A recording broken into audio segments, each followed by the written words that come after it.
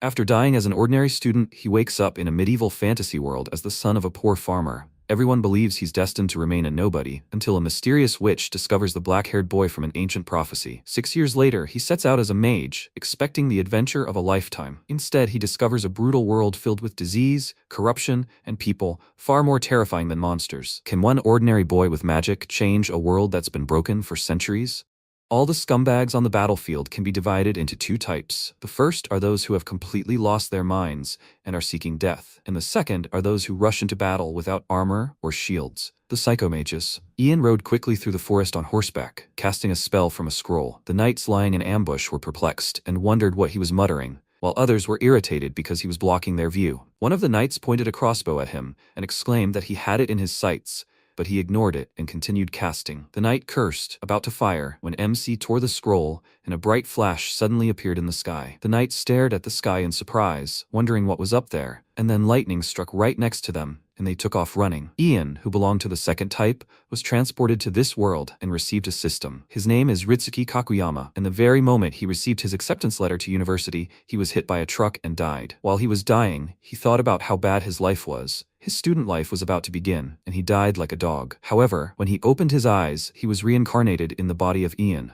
the son of a simple peasant. Like any peasant family in the empire, they were as poor as church mice. He was the third of 4 children, so he was always hungry. While his parents and older brothers worked in the fields, he and his younger sister wandered around all day looking for food. Since he was the only one in the family who stood out with his black hair, the other children often teased him about it, calling him a crow. Once again, he discontentedly called them brats. It's not like he asked for black hair. To hell with the Middle Ages, he was finally reincarnated. So why was he in poverty again? Something flashed before his eyes. He finally had a system. It addressed him, about to tell him his purpose, and he swallowed with excitement and held his breath. But it simply told him that he was nobody. Even the system was laughing at him. But he wasn't particularly upset. He had already resigned himself to his fate. Well, even if this status window appeared, there was nothing he could do about it. Even if he toiled from morning till night, they would still live in hunger. And since he was supposed to inherit their way of life, he couldn't even dream of anything but a peasant's lot. He didn't even have a chance to learn anything new. A brave knight, a famous artist, a scientist constantly making discoveries. If only he could learn,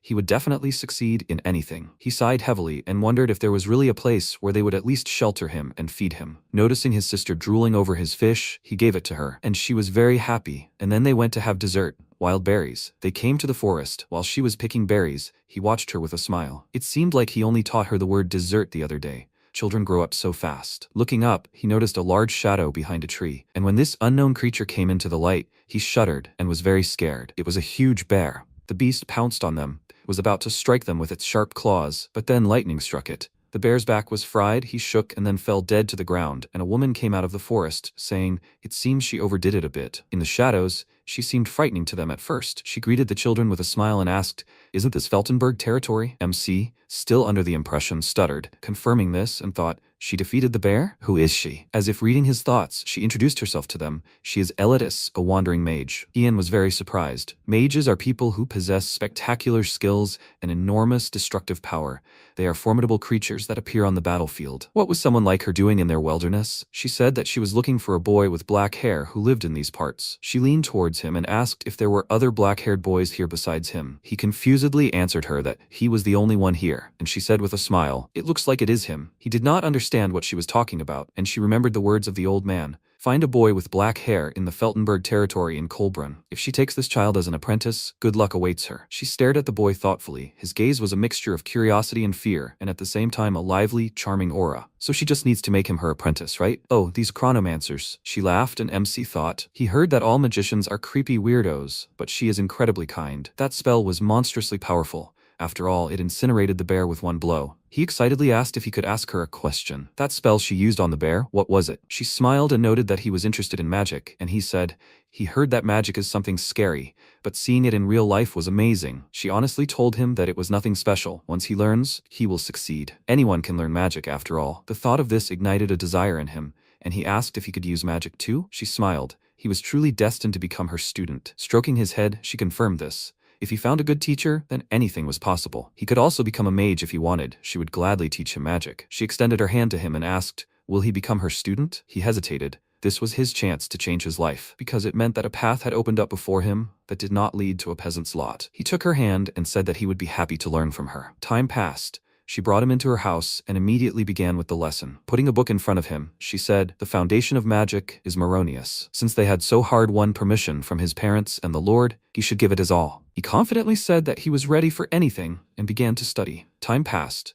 The percentage of Moronius he had studied grew, as did the stack of books he had read. And so, when he completely mastered Moronius, he gained the ability to use the official magical language of the Archmages perfectly, which took him 7 years. Aletus closed the book and said with a smile that the theoretical part was over. Now they could move on to the next step. Ian had just learned the magical language, and now it was time to practice. For this, they went to the mountains, and Aletus immediately launched her student high into the sky. Falling back, he screamed in fear and called out to the teacher, asking if she was rushing too much. In the last 6 years, he had only learned Moronius. What should he do now? She shouted back at him to listen to the voices. He didn't understand what voices she was talking about, especially in the middle of the sky. All he heard was the wind, but as soon as he heard the voices, he understood her. They were saying that a man was flying. Is he the same as them? He was caught by a stream of wind, helping him stay in the air, and he thought, is this Moronius? The system notified him of a new skill, the art of air. He could now control wind magic. When he returned to his teacher, she told him about the mysteries of nature, but kept laughing at his ridiculous appearance from that flight. Mages draw power from the mysteries of nature, communicating with them. That's what magic really is. Now he could hear the voice of the wind. It was time to listen to the next riddle. He said with a confident smile that he was ready, and she exclaimed, "First, the art of water." To study this, he climbed into the water. The voices were unhappy with his presence, as he was stirring up trouble here. Next, the art of cold. He went to the peaks of a snowy mountain and waited for the voices to finally respond. He was simply shocked by the teaching methods, but Aletus constantly praised him. He was learning at an incredible speed. So next they had fire. A wall of flame erupted before him. He called out in fear for his teacher, and the voices of fire asked, "Who is this? Is this a person? Maybe they should burn him?" Hearing this, MC was very scared. He successfully learned fire magic and went to conquer the caves. The last thing left was the art of earth. The voices said, "So, regarding what flows, you can't call something fluid that is devoid of movement." He didn't understand anything at all and thought maybe he just didn't have talent for the art of earth. He decided to focus on other training for now, and a skill window opened in front of him, and he smiled. It looks like he really is some kind of cheater in this world. In that case, he needs to raise his level of the art of earth, because he has no idea what they are talking about. As soon as he did this, the voices warned him that lava was flowing below. Let him be careful. When an earthquake happens, it will burst to the surface. Since he heard the voice of the earth, he decided to get out of here and tell the teacher everything. He commanded the fire to burn, and his torch immediately flared up, and someone's scream was heard from the side. He hates light. Ian turned towards the voice and asked, "Who is that speaking? Is that earth?" A voice answered him, "It's darkness." Meanwhile, Aletus was waiting for him at the cave entrance, thinking about the pyromancer conference, when suddenly her student ran out of the cave and called out to her excitedly. She immediately ran up to him, rejoicing at his success, and he said, "Besides earth, he also learned the shadow arts of the darkness." She was very surprised. Did he really hear a voice from a cowardly and arrogant shadow? Her face immediately became serious. He asked if she was okay, and she said that it was time for them to descend from the mountains. He smiled and asked where they would go now, to which she answered, "That's not what she meant. Now their paths will diverge. Let him go to the Chronolig and attend the space-time conference of magicians. If he is destined to study them, then there he will meet someone who can teach him." He was confused, having never even known that space-time arts existed, and she, looking at his puzzled face, laughed and patted his head. Ian was born with a natural inclination for mysteries. If her intuition was correct, she was sure he too would be able to manipulate time. She said goodbye to him, saying they would meet in 3 years in Dranheim. After that, he went into the city and thought about that very conference. After all, his teacher was unpredictable. Somehow, this all seemed too sudden. He saw an old man nearby, looking for company for a trip north. Chronicle was also in that direction, so he decided to set off with company, since he had nothing else to do anyway. That night, they stopped for a rest. While everyone was having dinner, the old man sat down next to Ian and asked if this was his first time going north. His name was Leek. He was the head of the Rabbit's Foot Trading Guild. He answered that he had some business there, and the old man asked, then he probably hadn't heard of Dragon Mountain? There were real drakes there. He threw his arm over his shoulder and asked if he knew how to fight, or at least run fast. He answered with an awkward smile that he was not strong in either one, and he asked in bewilderment, was he really good for nothing? What does he do then? He embarrassedly answered him that he was a mage, and then the old man immediately jumped up from his seat and began to address him much more respectfully. Hearing his surprised exclamation, a girl named Cassie turned to them with interest, and the mercenaries asked in surprise and disbelief if he really was a mage. MC asked what was going on and felt a strange tension in the air, and the old man immediately grabbed his plate and rushed to him for more. He told him that everything was fine, but he didn't listen to him and ran to the guy washing the dishes. The mercenaries started laughing at Ian. They didn't believe that a quiet guy like him could actually be a mage. Then any mongrel here could be a mage. Cassie walked up to Ian and whispered, Since he's a mage, let him teach them a lesson, show them who's boss here. Mercenaries always bully quiet guys, even if they're dealing with a mage, so let him show them his strength, intimidate them properly, and then if anything happens, they'll protect him. He realized she was right, but how was he supposed to do that? To be honest, he'd never even been that angry. His gaze fell on the guy washing the dishes. He spat in his plate and rubbed the saliva on a leaf, and this immediately angered MC, and he thought, did he do that in his plate? Suddenly the ground shook. The guy became agitated, and Ian walked up to him and asked why the hell he spit in his plate. The guy was scared. He started stuttering, looking for an excuse, and then bowed to him, begging for forgiveness. He just wanted to polish the plate. This made him even more angry. In that case, he could just use water, and the guy looked up at him, saying, water is dirty. He stared at him in bewilderment, and the guy explained to him as if it were obvious. Water is full of limescale, dirt, and parasites, so he can't just wash the plates with water. It is dirty, and saliva is much cleaner. MC was simply speechless from this statement. This guy sincerely believed what he just said. It was incomprehensible. These medieval concepts of hygiene are simply amazing. Noticing that he was frozen like a stone, the mercenary poked him with his finger several times, trying to bring him to his senses, and then he quietly uttered a spell, and the fire in the campfire flared brightly. The mercenaries became wary and took a step back, and Cassie was surprised. Ian ordered those dirty medieval idiots to get some water immediately, and they immediately took off running. They had no idea what was going on, but they knew one thing for sure. He was furious.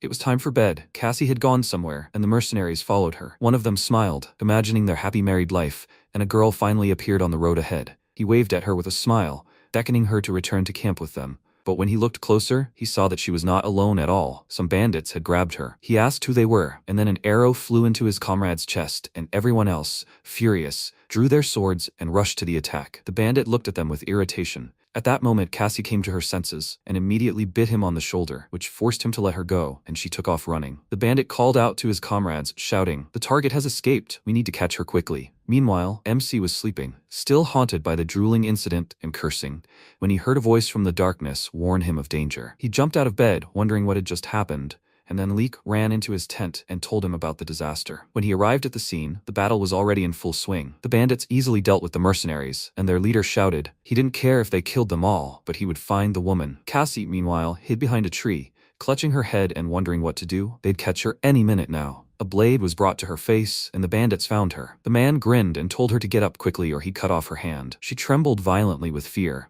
realizing it was over, and when he raised his sword over her, something pushed him and threw him several meters away. Ian came to her aid just in time. She looked up at him, confused, and he, helping her up, told her to stay close to him with a smile. She nodded decisively in response, after which he gathered the remaining guild members and the old man. They all lined up in a chain. Leek told the mage they were ready, and he used his shadow art. A bright sphere appeared above his hand, attracting shadows, and then the entire area was shrouded in darkness. The bandits couldn't see anything anymore. They had to get out torches, but it didn't help much. They were moving in the darkness at the time, and Ian used his dark vision skill to see better. Suddenly, one of the bandits collided with the old man and immediately called everyone here. He raised his sword over him. Poor Leek was terrified, but MC protected him using fire magic. The torch's flame suddenly flared up, spreading to the bandit's head. He screamed hysterically, then fell unconscious. His comrades grew nervous, and Ian thought this would be enough to make them run away in fear, but their leader instead ordered them to attack. He suddenly flinched, seeing something enormous off to the side, a dragon. The beast devoured him,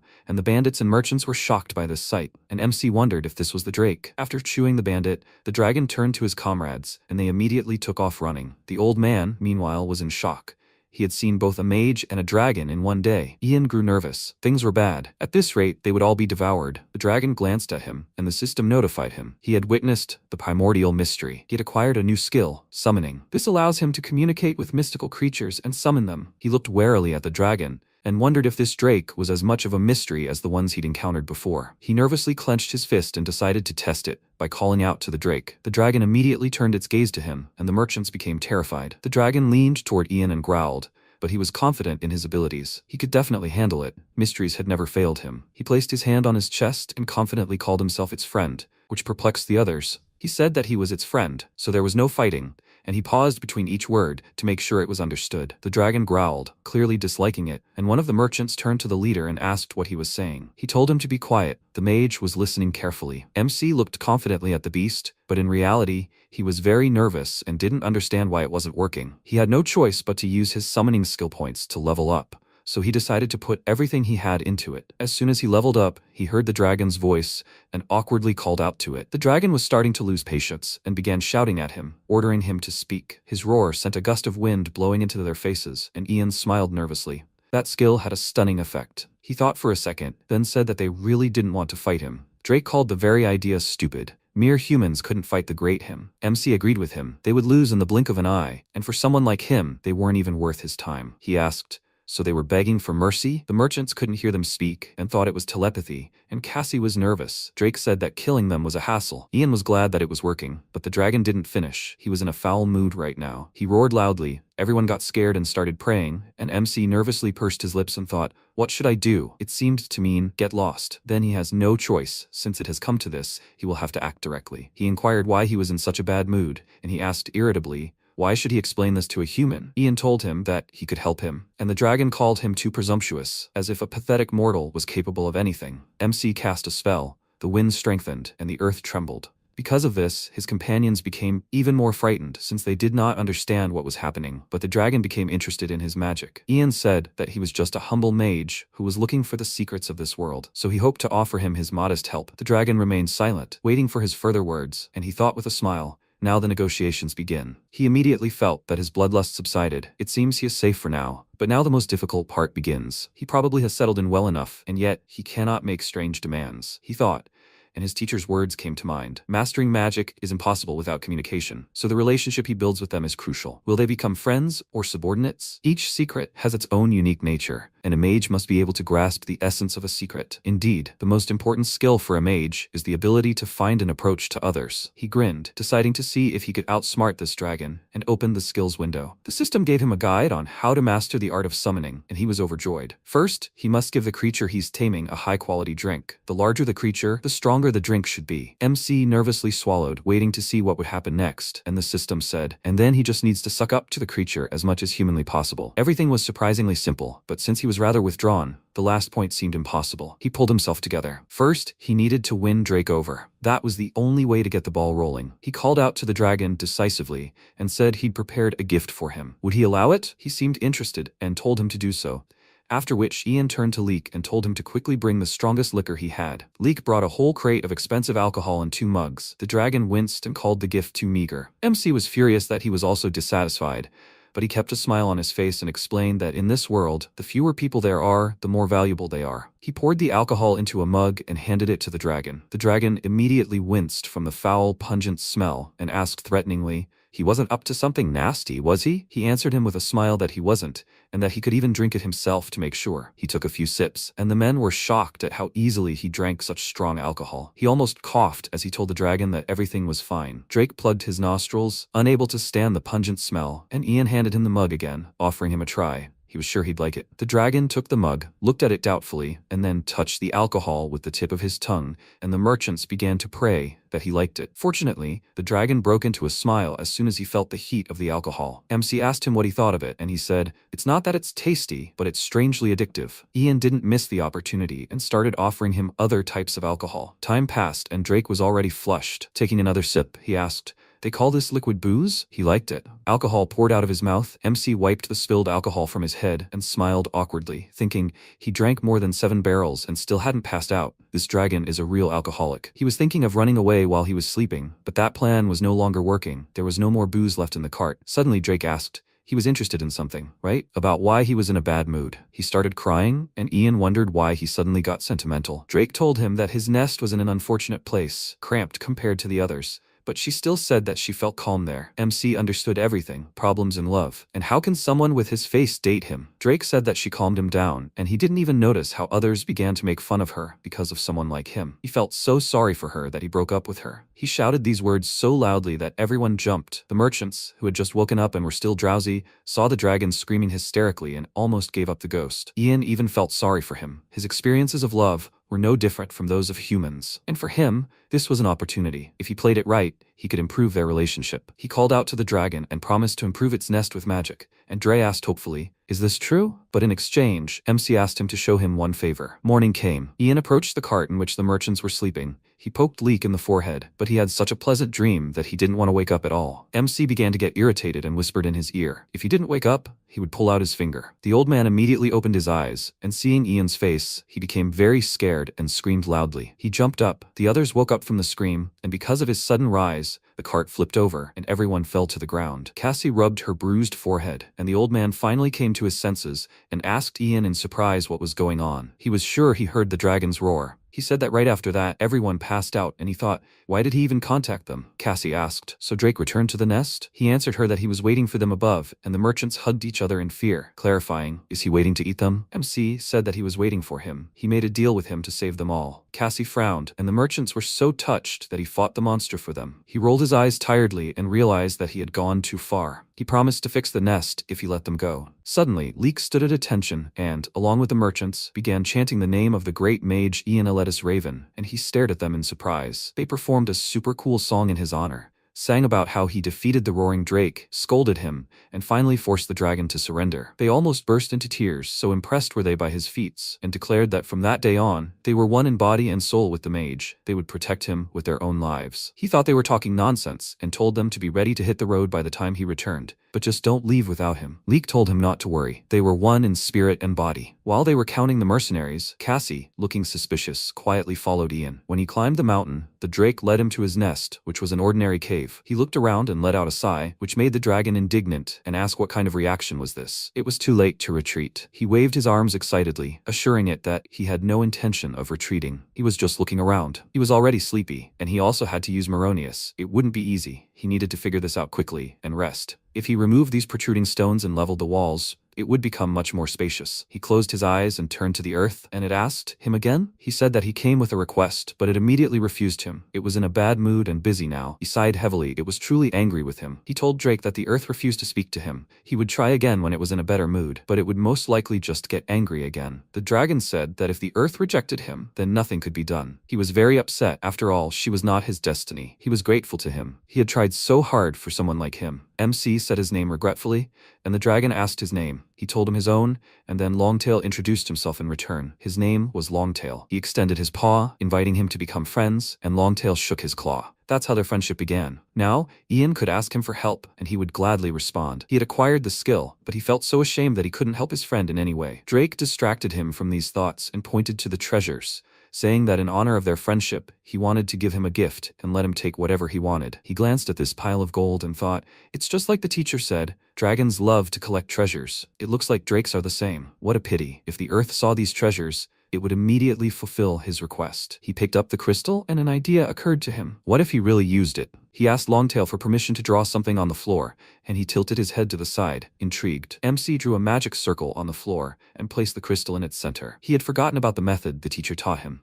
If an ancient secret is stubborn, you can simply present it with a gift using a magic circle. Drake asked what he was doing, to which he replied that he would soon see everything himself. He called to the earth again, and it asked, what is it this time? He asked it to move the stones and straighten the walls. The earth thought for a few seconds, then accepted his offering, and the crystal glowed brightly. The cave walls immediately began to smooth out, and the passage widened. Longtail was blinded by a bright light, and when he saw what had happened to his nest, he was very surprised. Instead of a cramped cave, a huge, decorated hall appeared, illuminated by sunlight through a hole in the mountain.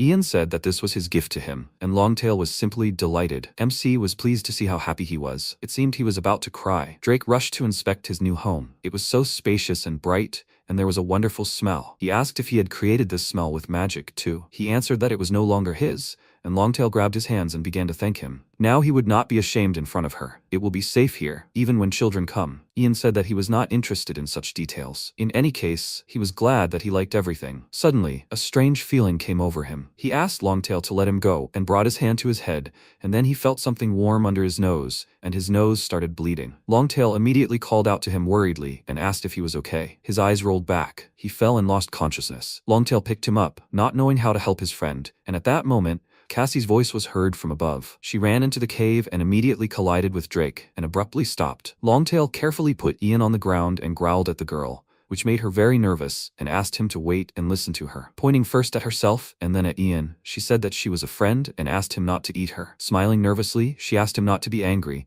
and it seemed he understood everything. MC groaned. They both looked at him and decided to do something. Time passed. Ian finally woke up. He reached out to check the time on his phone. He felt Cassie's hand and wondered why his phone was so soft. Had it turned into marmalade? He continued to feel her hand and thought that it felt like a cat's paw. Cassie asked if he was finally awake. He immediately opened his eyes and realized that he had been feeling her hand this whole time. So he immediately got up and asked why she was there. Maybe he was still sleeping? She advised him to lie down a little longer. He seemed to be still foggy in his head. He fell again and she became worried and asked him not to get up.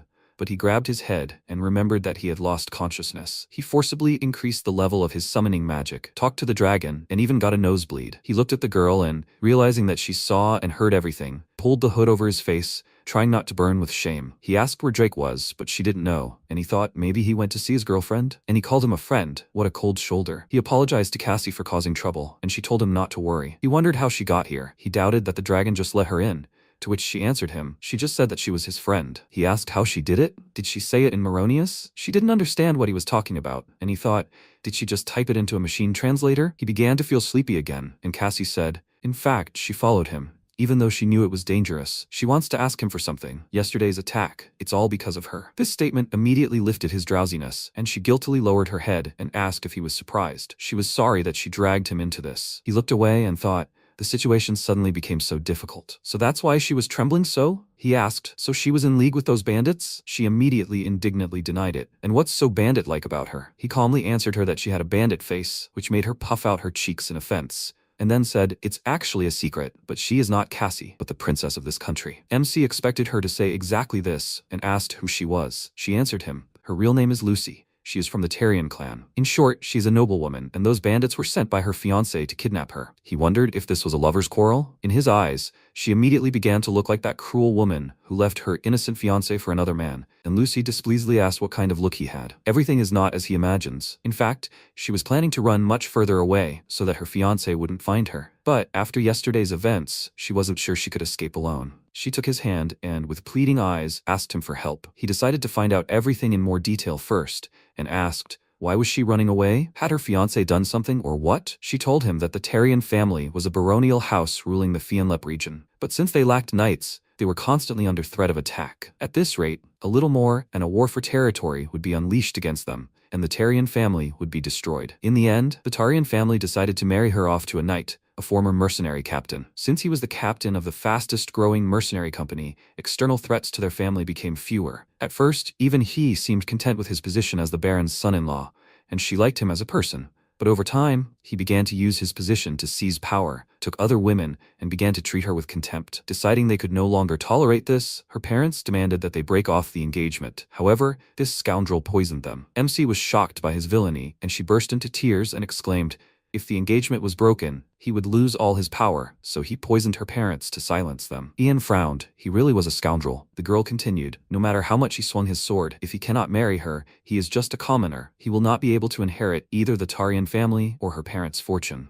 That is why she escaped with the help of one of the servants. She would rather die than marry him. He will definitely not give up trying to catch her and force her to marry him. That is why she asks him for help. Let him help her get to a safe place. He didn't rush to answer. The situation was difficult, and it was clear why she couldn't cope alone. He had poisoned his future father-in-law and mother-in-law for power, and now his fiancée was about to be kidnapped because of it. He didn't even know what to think. He completely didn't understand how these medieval rulers thought. Lucy burst into tears again and swore on the honor of her family that she would reward him generously, and he asked in confusion why she was asking him for help. What if he betrayed her? She excitedly said that the bandit was a terrible miser, so even if he handed her over to him, he would only give him a couple of silver coins. She paused for a second, considering her words, and added, unlike him, she could give him everything. He clarified what she meant by everything, and she desperately declared that she would even give him the entire Tarian family. He paused, thinking, does she mean that even someone like him could marry her? It was an incredible chance for a farmer's son to become part of the close nobility in such a world. But if that happened, how would Ian Elidis Raven, the apprentice of the mage Elidis, live? Being a nobleman and engaging in politics might be fine, but he was born in a fantasy world for a reason. Shouldn't he master magic perfectly? By helping Lucy, he could gain experience as a mage, plus he could earn money for his travels. For now, he would drive away the pursuers, and then let everything take its course. He cleared his throat and told her to ask someone who was better with a sword than him, because a mage was not exactly a warrior. She began to beg him, and he stood up, saying, however, since she was willing to pay, he would at least help her escape. But the consequences would be her own responsibility. She burst into tears and howled again, but this time it was from happiness. He already thought that he had somehow managed to offend her and began to calm her down. And then she took his hand and thanked him with all her heart. She lay on his shoulder and continued to cry, and he gave her time to calm down. Outside the cave, Longtail was lying and sunbathing. Hearing footsteps, he immediately stopped what was important and joyfully called out to his friend, asking how he was feeling. He told him that he was fine and wondered if he was even sunbathing to look cool in front of her. He said that it was time for them to go down the mountain. Everyone was probably waiting for them, and also thanked him for the gift, a bag of treasure. The dragon smiled, calling it a trifle, and told him to climb on him. He would take him. He climbed onto his back and thanked him, and Lucy stood in place, not knowing what they were talking about or what to do. Noticing this, Longtail rudely called her princess and barked at her to immediately climb on his back. MC asked him not to be so cruel to her, and he immediately calmed down. Lucy had no idea what they were talking about, so Ian extended his hand, motioning for her to sit behind him. He helped her up, and they finally began to descend the mountain. Meanwhile, the merchants were discussing what to do. One of them exclaimed, all the mercenaries who were with them were dead. He had seen it with his own eyes, but the man was still afraid, because if those bandits were still hanging around somewhere, they would all die. The merchant said that he knew this, but they should at least try to deal with it properly. Besides, if they had any brains, they would have run away long ago. Did he really think that bandits would wander through the forest where Drake appeared? He exclaimed in response that the bandits didn't have an ounce of common sense. They were definitely coming for them. They both turned to the guild leader to settle their dispute, and he closed his eyes. After some thought, he abruptly flung them open and said, they will wait for the magician. The man who was afraid of the bandits objected, and the one who had argued with him was very happy. Leek smiled. The one who defeated the Drake couldn't have died. He was sure they were just having difficulties, which was why they were delayed. He believed this himself, but 10 minutes later, bandits attacked them. After all, they had to leave without waiting for the magician. Their leader swung at them, telling them not to cry, and then drew his sword, threatening to finish them off in one fell swoop. Leek burst into tears and promised him to give him everything they wanted, and the bandit put the sword away, telling them to hand over the woman. At first, they didn't understand who he was talking about, and the old man, already losing patience, told them not to play dumb. He heard they had a beauty with dark blue hair. They remembered who they were talking about. It was Cassie. Leek told his subordinates to quickly find her, and when they turned to where she was supposed to be, it was empty. The bandit's eyes sparkled with anticipation. He reached for his sword, and the three hugged, tearfully begging him for mercy. A crash came from the side, and the bandits immediately turned to check what was going on, and the merchants were delighted to see the mage and the Drake. The old bandit narrowed his eyes and saw a dragon running out of the forest with the girl riding it. He pointed at her in shock and asked, isn't that the woman? The bandit agreed, but what she was sitting on was the Drake. At the sight of this ferocious monster, the old man became frightened and ran away with the others. The danger had passed. Leek approached Cassie and said, thank God she's okay. It's good she was with the mage. Otherwise, those people could have done something terrible to her. The man was perplexed how these people even knew about Cassie, and his comrade agreed with him. They started looking for her as soon as they arrived. How could they be so cruel, being followers of the same Church of the Sky God? MC thought he hadn't heard that name for ages. The great religion of this world, the Church of the Sky God, its teachings forbid the enslavement of fellow believers, but human traffickers and slave traders have long spat on these commandments. And what's more important, even after seeing the mage and Drake, they still don't want to give up on Lucy. What a stubborn pack. Do they really need the money that much? This is bad. At this rate, they will definitely find their trail. He turned to Longtail with a favor. Could he deal with those who were here before? If necessary, he can kill them. Drake was happy to fulfill his friend's request and immediately ran off to look for them. Ian watched him go and thought, of course, he's not saying that killing is okay, but this is a medieval fantasy world where killing is commonplace. If he's going to survive in this world, he'll have to change too. He felt a sharp pain in his head. Had he overdone it with Maronius's language again? Lucy noticed that he was unwell and approached him worriedly, telling him not to worry, and he told her he was fine. She held his hand, realizing he was lying, and the old man, his eyes sparkling, ran up to them. He looked at them and mysteriously stroked his beard, then remarked, the two of them are so close. Are they dating? Lucy immediately became embarrassed, and MC didn't even have the strength to say anything. Finally, their journey continued, Ian resting the whole way. A system window appeared before his eyes with a notification. His Drake had destroyed a man. There have been 10 such notifications in all this time. This makes 11. It's convenient, of course, that the summoning magic automatically reports the situation, but it's a shame he can't summon him directly here. Longtail contacted him via telepathy. he chased away everyone he could find. MC thanked him for his help, and he laughed contentedly, saying, if it makes his friend happy, then for him it's a mere trifle. Is he leaving already? He confirmed it. He hates saying goodbye, but it's time. Longtail can't leave the mountain range, so it's a shame he won't be able to see him one last time. They thanked each other for everything, and Longtail remembered something and asked if he was interested in the secrets of the Phoenix. Soon, they arrived in Riverville, and while the merchants unloaded the carts, Ian thought about what Drake had said. There are rumors that an ice phoenix lives in the northern mountains. Why doesn't he go and check it out for himself? The phoenix is a bird that does not disappear even after death. No, not only as a firebird, but also as a creature that changes shape depending on the element, be it ice, wind, or stone. This creature has an exceptional ability to adapt to its environment, and he wonders if he can make one of them his shadow. Having finished with the luggage, the merchants happily ran up to Ian, and Leek suggested that the two of them go meet the Lord with them. MC glanced at Lucy and thought, for her to escape safely, it would probably be better for her to stay away from high-ranking officials like the Lord. The man offered Cassie to come with them if she had nowhere else to go, and she began to mumble, unsure of what to say. Then Ian threw his arm over her shoulder and said that they would rest at the inn and then move on. The men, shocked, asked, the two of them? Together? Lucy's face flushed. She decided to play along and snuggled closer to him, saying she was a little tired. They were very upset, and Leek laughed and said he knew they were dating. That's how they parted, Lucy smiled and said. Pretending to date him saves her from having to deal with all sorts of idiots. She wondered why he was so polite to commoners, to which he replied, he was a commoner himself, a farmer's son. She pointed out that he had become a magician, and he said he saw no reason to treat them any differently. He was just imitating his teacher. In his mind, he added, he wanted to be as approachable and polite as she was. Lucy thought about something, and he asked what her plans were. She told him that for starters she would visit Count Catanot. He was her maternal uncle, and if she explained the situation to him,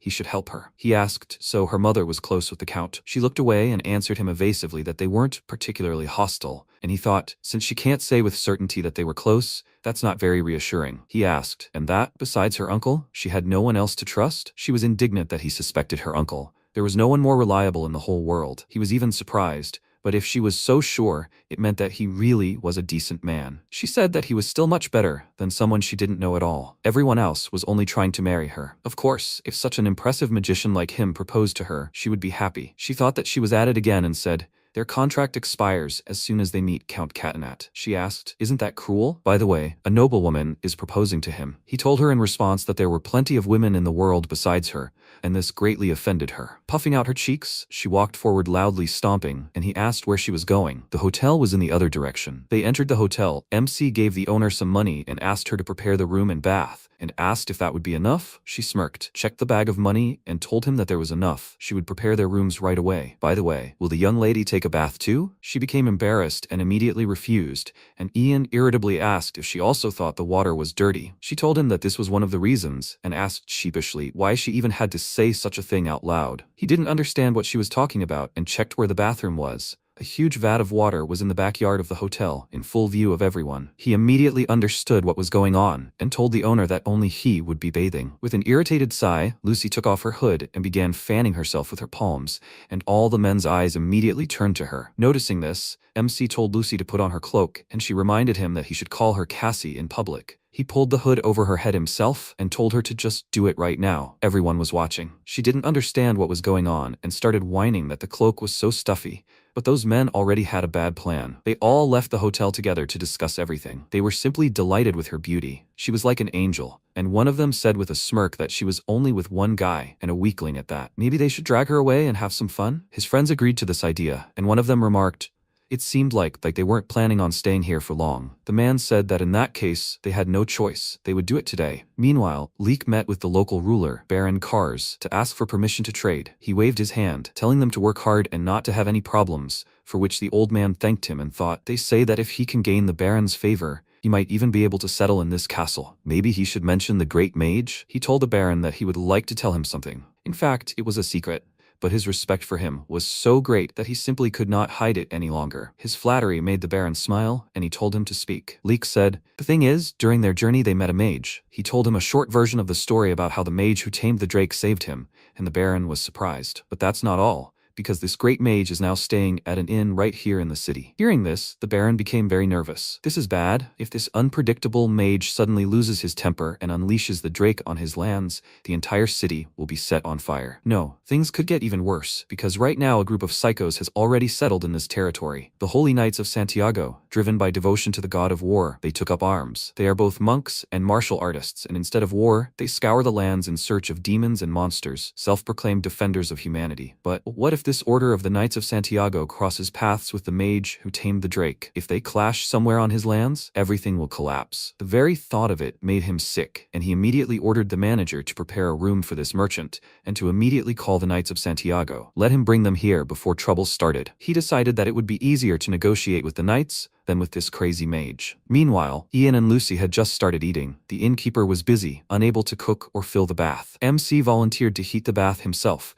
and the innkeeper apologized to him for interrupting his food. Before leaving, Ian told Lucy to go up to the second floor when she was finished, and left her, which was only a joy for the men. After finishing her meal, she went up to the second floor, but suddenly a man grabbed her hand and asked if she was by any chance the companion of the black-haired young man who had come outside. She pulled her hand away from him, asking with displeasure who he was, and he answered that he was just a messenger he had hired. He was hired to immediately take her to the pier. As proof, he showed her the coin he had supposedly given him, and she said doubtfully that he should be in the bathhouse. He did not let her finish and said worriedly, "It seems that something happened when he went to the bathhouse in the backyard." She became nervous, thinking that those bandits had finally tracked them down and followed the man. They quickly ran into the yard. Lucy saw Ian heating up a tub and realized that he had deceived her. She turned to the man, probably to ask what was the matter, and then he threw a bag over her head and she loudly screamed Ian's name. Hearing this, he turned around, and at that moment a second man pounced on him, intending to hit him on the head, but he deftly ducked,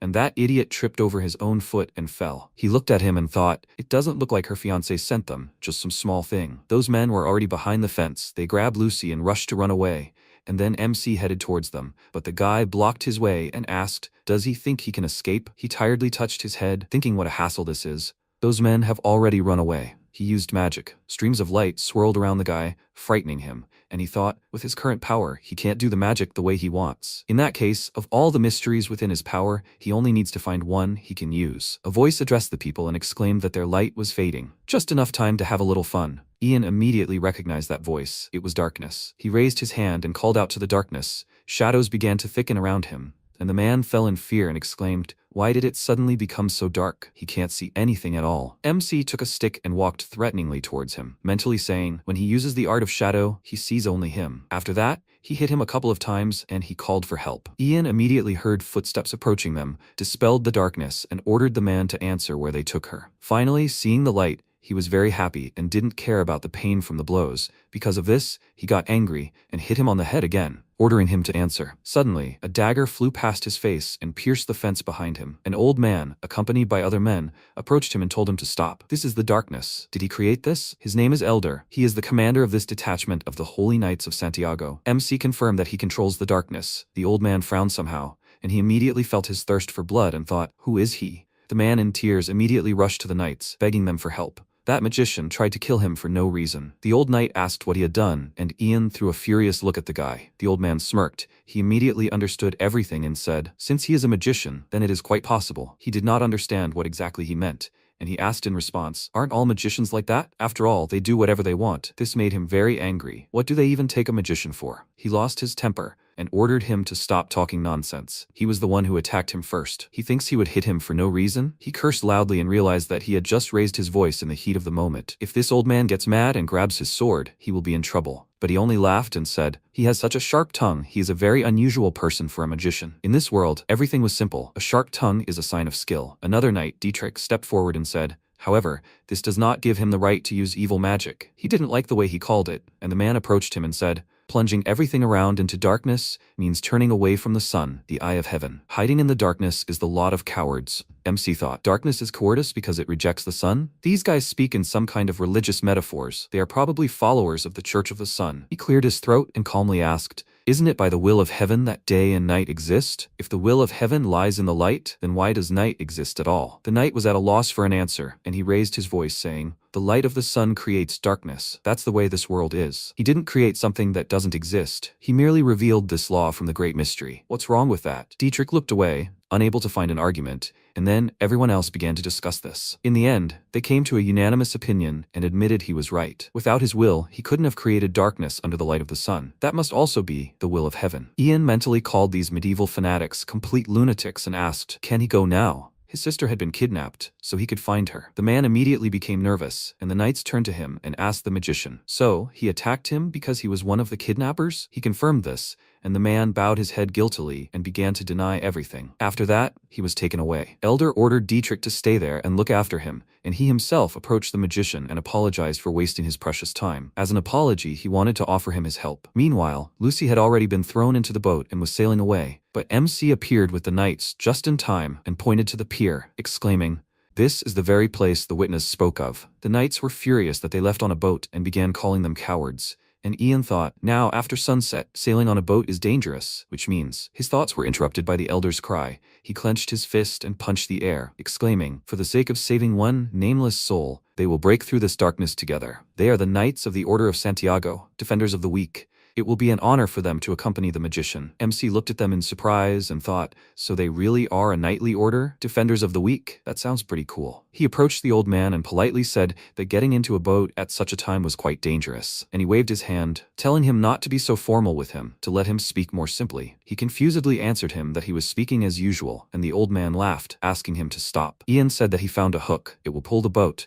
so let them hook it when it floats closer. The old knight was surprised by this idea and asked, doesn't he know the art of shadow? How can he use water art? He answered that he had mastered the basic levels of several different schools, and the old man looked at him in surprise. That's strange. All the mages he'd seen on the battlefield only mastered one type of magic. Besides, if he'd only mastered the basic levels, doesn't that mean he shouldn't be able to cast spells yet? But MC immediately proved everything to him. He turned to the river, asking it to grant them a path, and the water began to rage. The old knight was greatly surprised by this sight, as this surpassed any water art he'd seen on the battlefield. The kidnappers became nervous. The current changed sharply, and then a huge wave rose above them unnoticed and covered them completely. Eventually, the boat washed up on the pier. The knights grabbed the guys and took them away, and Lucy immediately threw herself into Ian's arms. At first he even shuddered, and he tried to push her away from him, but the old knight asked what he was doing. He had brought his sister to tears. To avoid angering him, he patted the girl on the back and began to calm her down, which made her cry even harder. He was already feeling really bad. He just wanted to quickly return to the inn and take a bath. However, at that moment, he did not yet know that in this world he was not destined to take a peaceful bath. Bernard, the eldest son of the Lord, and Hansen, his faithful knight, arrived in the city. They dispersed everyone to their homes and raised the alarm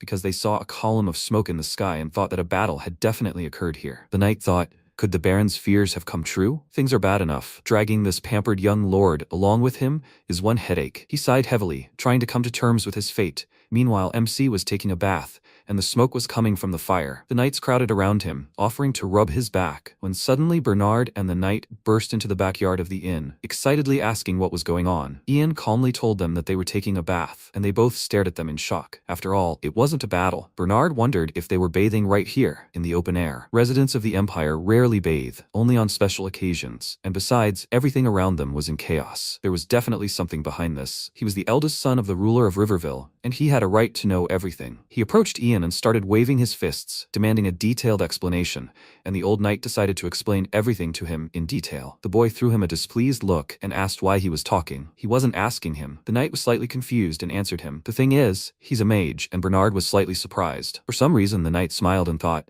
he's going to do this, right? After this, Bernard put his hand to his chest and pointed his finger at Ian, saying, he is the heir of the Carr's family, and he orders him to immediately get out of the bath and show him due respect. In this world, the nobility have a cultural tradition known as mage baiting. Simply put, it is a custom in which the nobility provokes a mage. This is a test of his patience. A mage who calmly endures provocations is considered weak, and the one who responds with anger is recognized as truly powerful. MC immediately understood what this boy was going to do and firmly stated he refuses. Bernard was at first completely confused, and then exclaimed in rage, he said that he refuses? Does he think people like him can go against him? Ian asked in response, why on earth should he do everything he tells him to? Bernard turned to Sir Hansen, ordering him to immediately get this false magician away from there. The knight took him by the arms, trying to pull him away from the vat and calm him down, and MC was even impressed by his acting. He decided to play along and stood up abruptly, asking with displeasure, did he call him a false magician? His magic came out, which scared the boy, and then Ian raised his hand, commanding the wind to rise. All the objects around them immediately began to fly, Bernard apologized to him and asked him to stop. Now he understood the extent of his power. Immediately after that,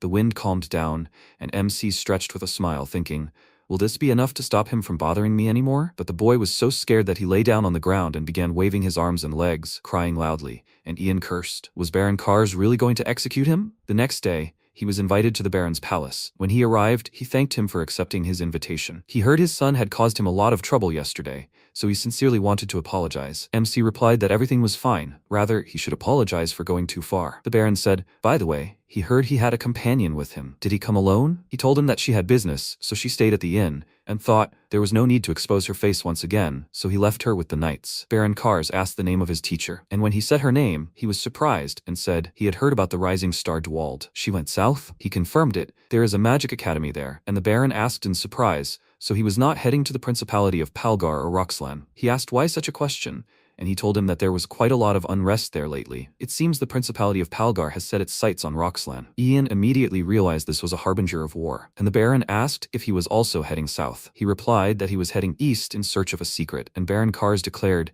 that he would like to present him with a gift. After this, the servants brought a huge chest and placed it on the table in front of Ian. He asked what it was, and the Baron told him to simply open it. He lifted the lid, wondering what was inside, and when he saw a staff inside, he was surprised. Baron Kars said, this staff once belonged to a renowned aeromancer. They say his name is Windstep. MC whispered the staff's name in surprise, then took it, and the Baron said that it suited him perfectly. But Ian wasn't particularly delighted. It looked like an ordinary staff. He even felt like he had received props for a mage cosplay. But he still liked receiving gifts. He smiled slightly, and the Baron told him to consider it a sign of his gratitude for forgiving his son. He hoped he liked the staff. He confirmed this and thanked him for the gift, after which he returned to the inn. When he entered the room, he immediately heard Lucy's exclamation, and he ran to her, already thinking that something had happened. She declared that something terrible had happened, grabbed his hand with a worried look, and added, his help is needed in this matter. She showed him a raven in a cage and smiled, waiting for his reaction, and the old knight said, this morning a hunter caught the bird and was going to eat it, but his sister stopped him. She delightedly said that his name is Ian Aletus Raven, and this baby is a raven. Well, isn't this fate? MC was speechless. He already thought that something bad had happened. She again called it fate with delight, and then he turned to the hunter and, with a stony expression, apologized to him for causing them so much trouble. They could eat it, she called out to him indignantly, and he reminded her that he was the mage here, not her. What kind of nonsense was she even talking about? She clicked her tongue in displeasure, and the hunters thanked him and invited him to dine with the raven. Suddenly, the raven called out to Ian and asked him for help. The two had already pulled the bird out of the cage, and MC ran up to them, asking them to wait. He asked the raven what it was, and it began to cry, begging for his help. Ian ordered the raven to answer, but the bird didn't seem to understand him. It looks like Moronius isn't working. Most likely, it lacks mystery. The raven continued to roar and beg for mercy, and MC said that he would save it if it just shut up for a second. He continued to roar anyway, and MC was getting fed up with it and yelled at him, ordering him to just sit quietly, and then he would save him. The raven fell silent, smiling contentedly and thinking, this guy may not understand words, but he has an excellent sense of the situation. The hunter delightedly asked if he had just spoken to this raven. He confirmed it. The raven had asked to be saved, so he would stay here for now. Lucy exclaimed proudly, she told you so. She knew this raven was something special. The old knight laughed, saying that this young lady, like her brother, seemed to be able to see secrets. And then she wiped her nose and agreed with him. She never studied, but she had a talent for magic. Ian thought she was showing off again, and when everyone left, the two of them began to heal the raven. He bandaged its wing. Lucy said that the wound would heal in a moment, and then asked, what should they do now? Will they return it to the hunters? MC remained silent. He knew for sure that these guys would just eat him. The raven apparently understood that its fate was being decided and sat on his hand, begging him not to abandon it.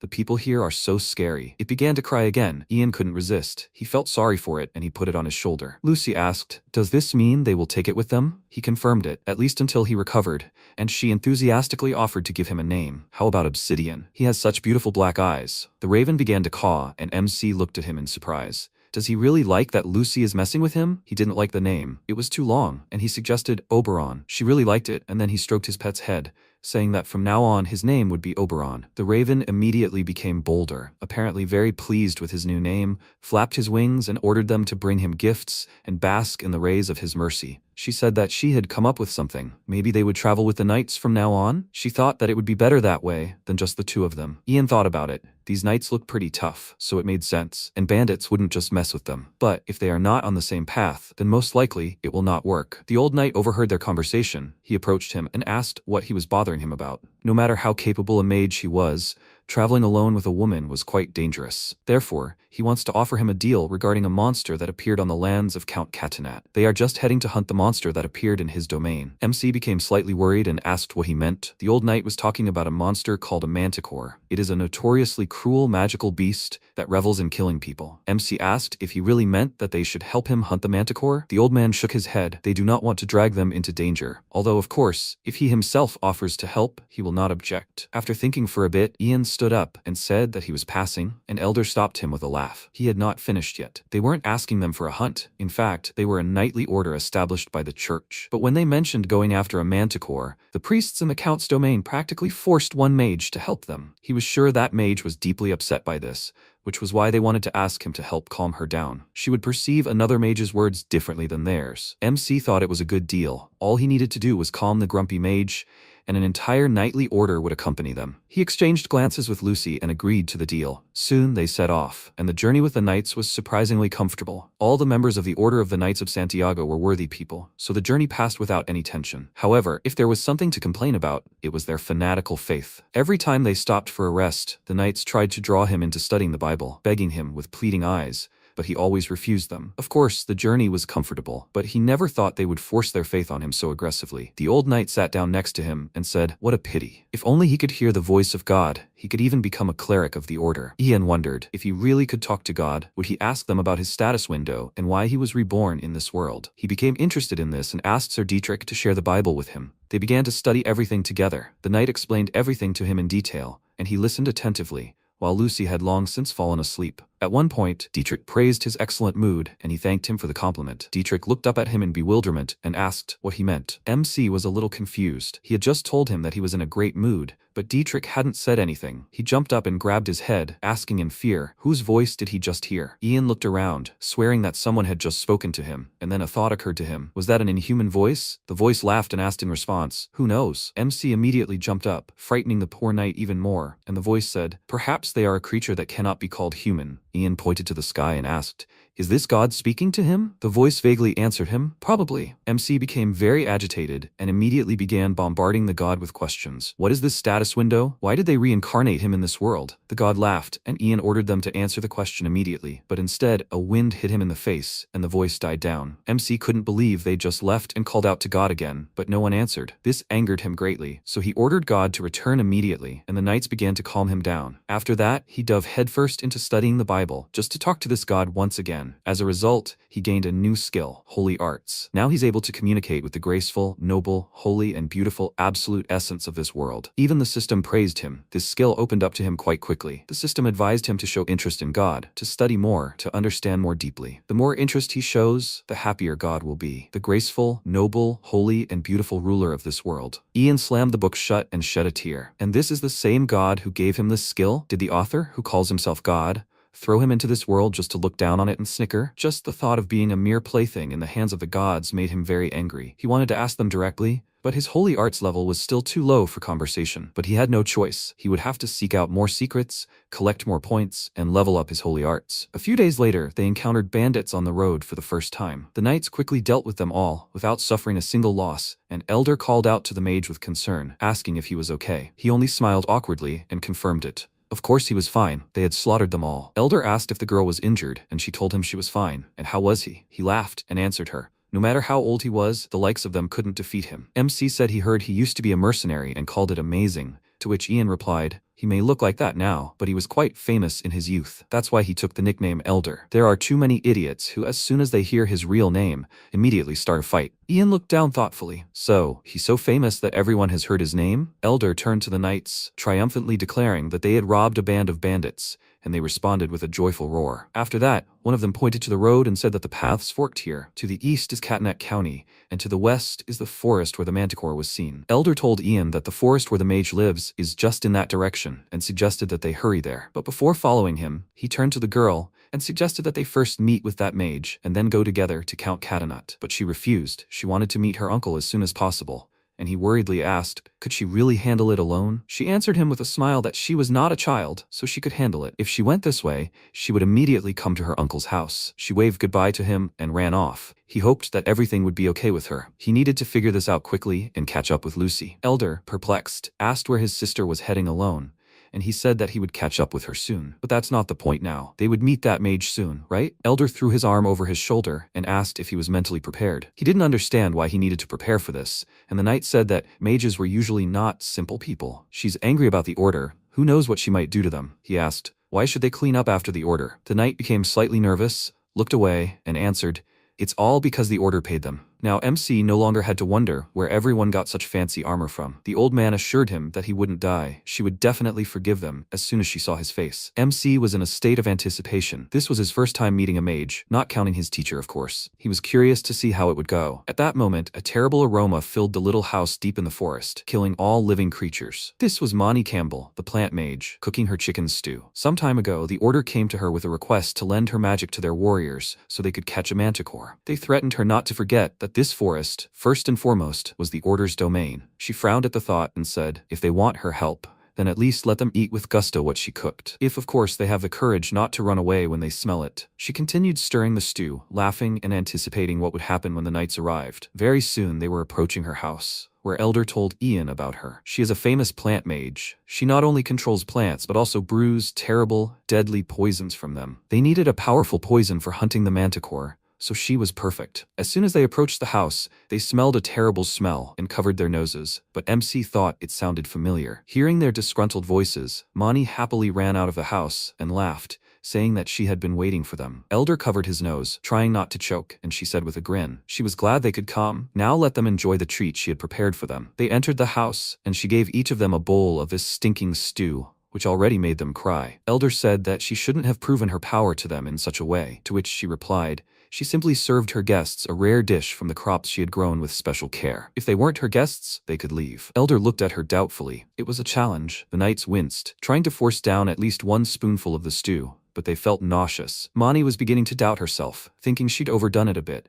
but unlike them, Ian was enjoying her stew. He was simply delighted with the soup full of garlic. Mani was starting to worry about him. She approached him to ask if he was okay, and he enthusiastically replied that it was simply incredibly delicious. She was shocked. This couldn't be right. He continued eating the stew with pleasure, and said that the garlic was simply fantastic. To prove his point, he scooped up some garlic with a spoon and stuffed it completely into his mouth, leaving everyone speechless. Mani immediately ran up to him and told him to stop. She'd been a plant mage for 40 years, but she'd never met such an eccentric as him. He stared at her in bewilderment, not understanding what was going on, and she asked what his name was. When she heard his name Eladis, she pointed at him in surprise and asked, is he Eladis's apprentice? It soon became completely dark. She prepared new dishes and set the table, apologizing to them for such a reception. MC wasn't thrilled with the juicy meat. The chicken stew was better. Mani asked, are they hunting a manticore? It wouldn't be easy. Count Catanat had sent many hunters to catch this monster, but the beast had killed them all. The old knight declared that he was ready for this, and she asked if he had ever caught a manticore. He replied that he had done it a couple of times in his youth. Then she asked Ian,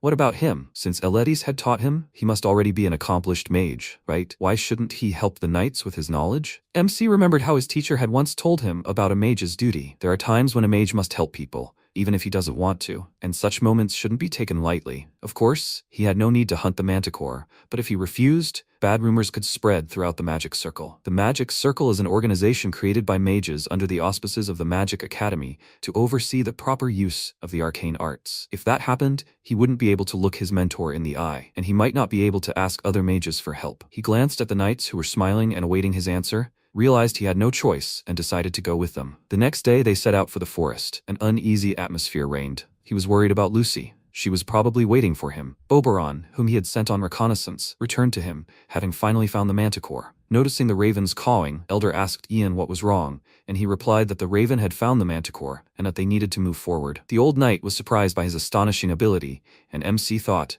while he was sitting on his shoulder, he had accustomed him to human speech. They walked forward for a few minutes, and the old knight finally felt an incredible thirst for blood. Ian asked if the manticore was also a monster. Maybe he could persuade it? Elder doubted it, and Mani confidently said that manticores were definitely not people you could negotiate with. MC asked what she knew about summoning, and then she indignantly exclaimed that she actually knew what magic was. If he really persuaded it, then she would tell Eladis everything. He didn't understand. She'll just tell his mentor instead of praising him, as if that was something bad. Dietrich excitedly called out to the leader and pointed into the dark forest thicket, where the manticore was. The creature was looking straight at them. Elder ordered the mages not to move away from it, after which Dietrich called out to him and said that they had already coated all their weapons with poison. As soon as the old knight gave the order, they fired into the darkness. Ian continued to wait, doing nothing. The arrows collided with the manticore, and he peered into the darkness and saw how they broke. He immediately reported this to Elder, who was greatly disappointed, and Dietrich asked, what should they do now? They needed to attack it again. Laughter rang out. The manticore emerged from the darkness, and MC felt a chill run down his spine. The knights rushed toward the arrows, and Ian thought that the manticore was right in front of them. There was no time to apply poison again. Realizing that he had no choice, he nervously clenched his hand into a fist, then loudly called out to the manticore and stepped forward. The old woman sighed. This guy actually decided to do it. The manticore grinned contentedly and said, just think, he talked to this one. He is an unusual person. MC was a little nervous. He pulled himself together and said, he's glad that it understood him. As soon as he said his name, the manticore ordered him to get out of here. The beast laughed and called him a stupid person, swearing all sorts of things, and he asked in bewilderment, what the hell is that? The manticore smiled and said that this is better. Stop pretending. If he wants something, then let him say it directly. Ian answered it directly. They want this one's scalp. The manticore laughed loudly and said that he is honest, it likes him. So why doesn't he team up with it and tear these people to pieces? MC was shocked by such an offer, and the beast said that it savors their flesh, and he will get all the riches and women he desires. When he, the widow, has had his fill of them, it will kill them. Imagining this, the manticore licked its lips and laughed, after which Ian spat at its feet and said that it was so disgusting that he couldn't even listen to it. He showed the beast the middle finger, insulting it in various ways, which surprised the knights, to put it mildly. The manticore said that this was even better, after which it jumped on him, exclaiming, this is exactly why it deserves to be killed. Manny immediately stretched out her hand forward and commanded the plants to grow, after which she stamped her foot and huge stems emerged from the ground and headed towards the manticore. It turned out that they grew in the shape of a wall, protecting her, Ian,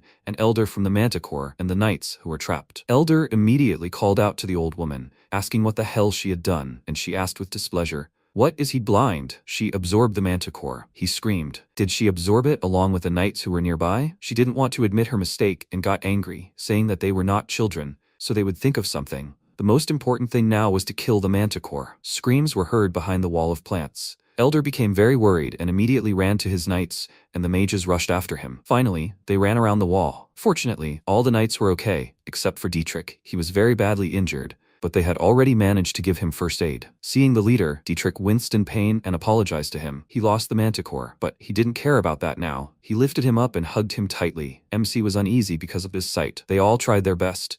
He would never have thought that he would see someone die, that it would be Dietrich. Now he truly realized that this world, where monsters and wars are commonplace, death, which he had known only from books, had now become a reality for him. He confidently walked toward Dietrich, took his hand and said, when he taught him from the Bible, he said that if you believe with all your heart and pray, the heavens will open. Dietrich shed a tear and confirmed this with a bitter smile, and then Ian invited him to pray with him. A bright light began to emanate from his hand. He turned to the highest heavens and asked, are they watching? Their most devoted follower is dying. Will they do nothing? A voice answered him that his heavens were right here. If that's what he wanted, they would try. After that, a bright flash illuminated the entire clearing. His hands glowed with divine light. Meanwhile, Dietrich found himself in heaven. The goddess told him to wake up. She extended her hand to him, and he stared at it in surprise, not believing his eyes. She said that she was so glad to see him, and he immediately bowed to her and thought, so this is heaven? His hands trembled from the realization that he had died after all, but the goddess said that he still had things to do. He looked up at her with a worried look, and she placed her hand on his head and told him to carry on her will, to help the weak and grant them happiness, and let him help her apostle, Ian. This is her wish. Immediately after this, Dietrich's eyes suddenly opened. He saw his worried comrades above him and slowly rose, confusedly asking where he was. MC approached him with a smile and asked what it was like to return from the other world. Seeing him, the knight rushed to him in tears and grabbed his hand, saying he saved him because that great being told him to. He didn't know what to say and smiled awkwardly. He was able to use holy arts because the goddess lent him her power, so he wasn't so wrong. He asked how he knew about this.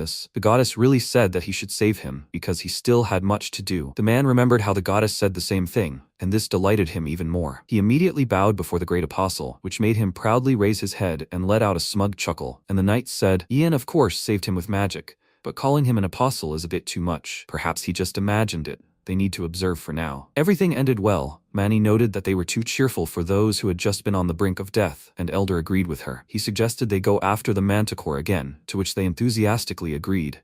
Their fighting spirit significantly increased. MC decided to send Oberon on reconnaissance, and Elder asked if he would be okay. He could get into trouble. The raven took off, and he answered that everything would be fine. after which he remembered how the monster licked its lips and said, "The raven is no slouch. They need to teach this beast a lesson properly." Meanwhile, the manticore had already reached the city, smashing everything in sight and hunting people. They started to run in panic. Among them was a young man and his father. The old man stumbled. His son immediately turned to him and was horrified.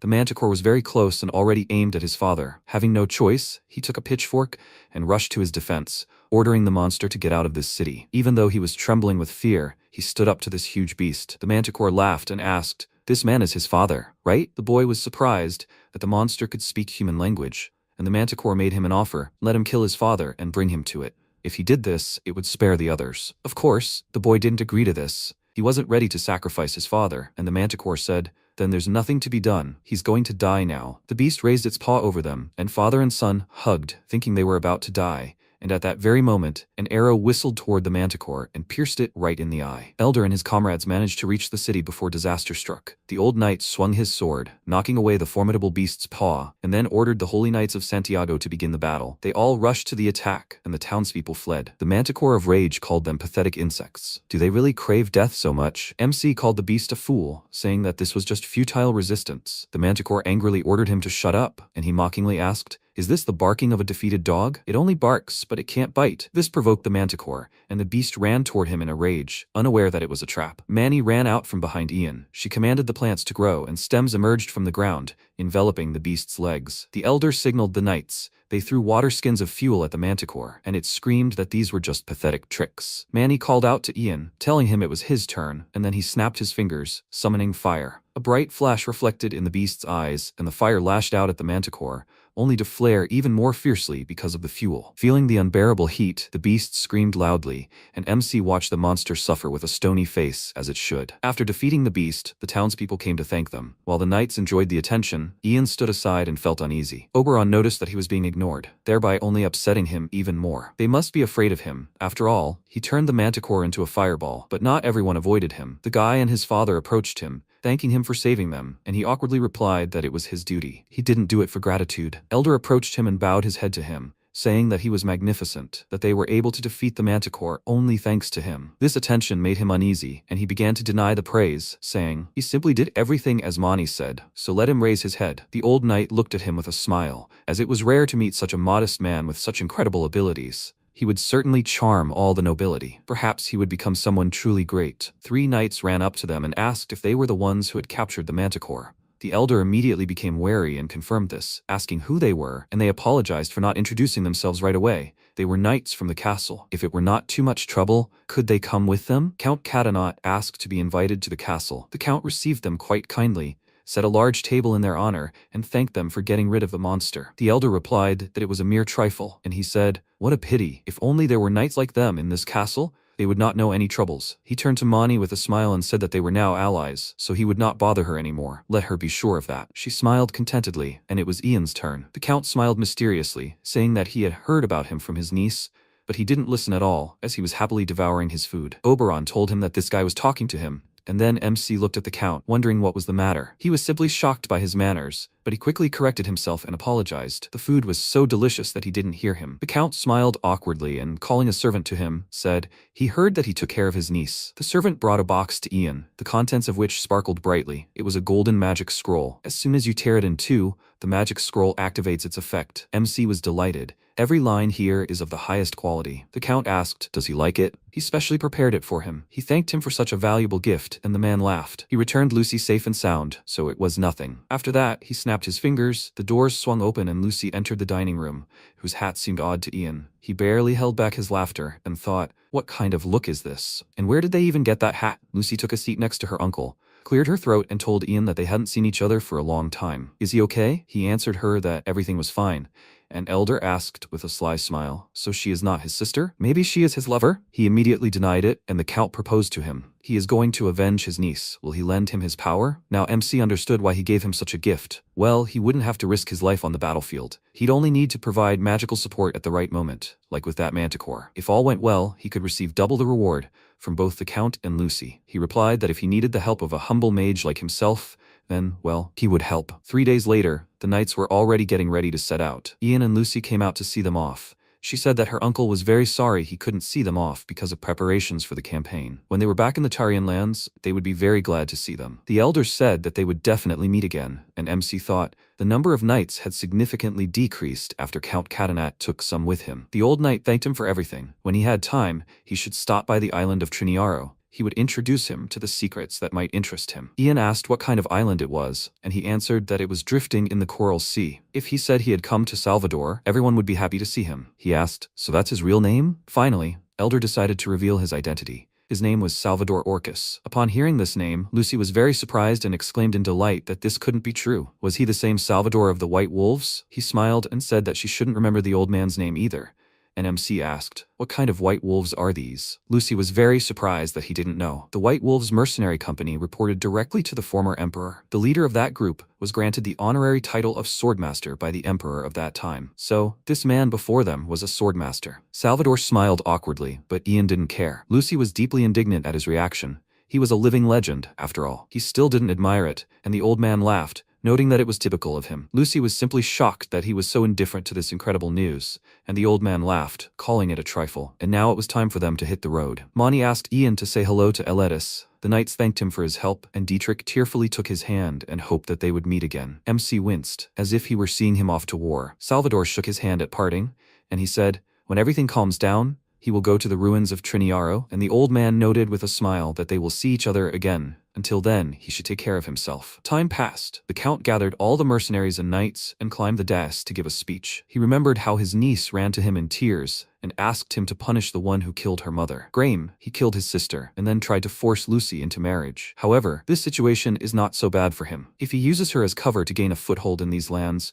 marries her to one of his vassals, then the barony of Tarion will be under his control. When all this is over, he will talk to Lucy. He punched the air and declared that, according to the laws of this land, he would bring this hated avenger, Graham, to justice. The knights raised their swords, praising the count. He announced that they were setting out on a campaign, and they cried out solemnly in response. Time passed. At night they set up camp, and MC threw spoons into boiling water. The girl asked what he was doing, and he answered that he was boiling spoons. Lucy asked why he was doing this. Were they going to eat them? She imagined the knights enjoying this unusual dish, after which the knights nearby began whispering about the mage making soup from spoons. He irritably called them idiots. He was sterilizing them. Lucy asked what it was, but he was too lazy to explain and simply told her that it was some kind of sacrament. She still wouldn't understand anything, even if he did. The knights were delighted to hear the mere word sacrament, then approached him with pieces of meat and asked him to boil this too. He looked at them in fury. This wasn't soup. After finishing their meal, Lucy said she was thinking about something and fell silent. Ian indifferently asked what she was thinking about, and she answered, about his reward, of course. She wanted to give him gold, but he already had more than enough. He was indignant. He wouldn't mind getting more, and she said, so she thought of what else could please him. There is one magic sword, an orosil. It is a gift from a fairy to the first Baron Tarion. The Baron fell in love with the fairy, and with this sword in his hands, he became the savior of the fairy kingdom. At least that's what the legend says. She was delighted, and MC wondered what kind of fantasy novel this was. He asked, if they had such an amazing magic sword, then why were they still just barons? She became flustered, not knowing what to answer, and justified herself by saying that this story was 400 years old. Besides, an orosil was buried in the tomb of the first Baron. She smiled and added,